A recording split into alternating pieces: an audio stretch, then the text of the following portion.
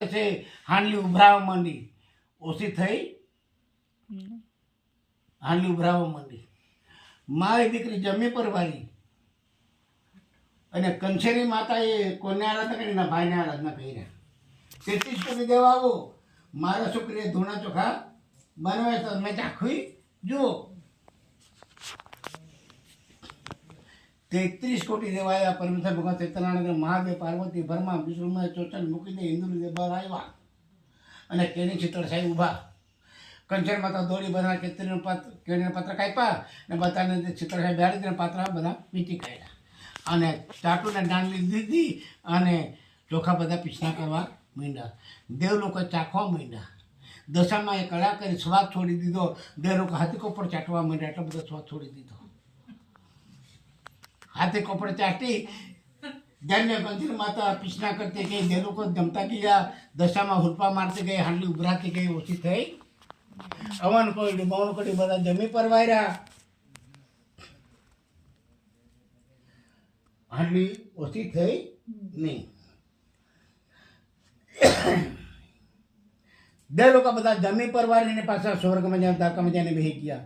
ત્યાં બધા વિચાર કરે કે ભાઈ આ જો છોકરી ધૂણા ચોખા બને, એનો પપ્પા કોણ છે, ચાલો ને આપણે છોકરી લઈને આવીએ અને સભામાં બેહાડીએ.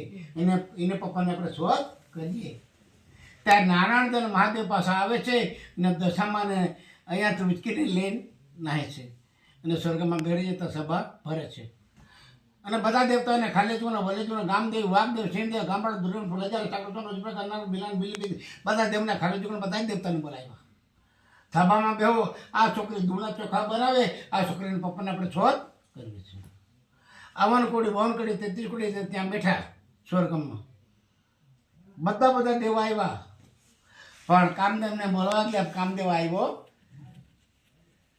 ભૂતેર વાર દેખીને કામદેવને કહે ભાઈ ચાલે ભાઈ, બધા દેવતાઓને સભામાં બેઠા છે, છોકરી ધૂણા ચોખા બનાવે, આ છોકરીને પપ્પાની શોધ કરવાની છે. આપણે તું બહેન કહી અરે મેં આવવાનો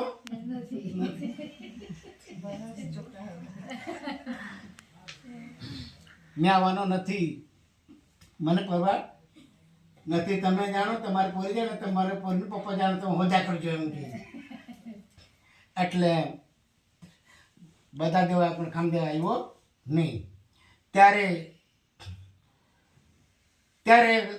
નારાયણ દેવે કીધું દશામાને કે દીકરા તું ઉઠ, તું તો ધૂણા ચોખા બનાવે, તારામાં પાવર છે, એટલો કોઈ દેવતામાં પાવર નથી.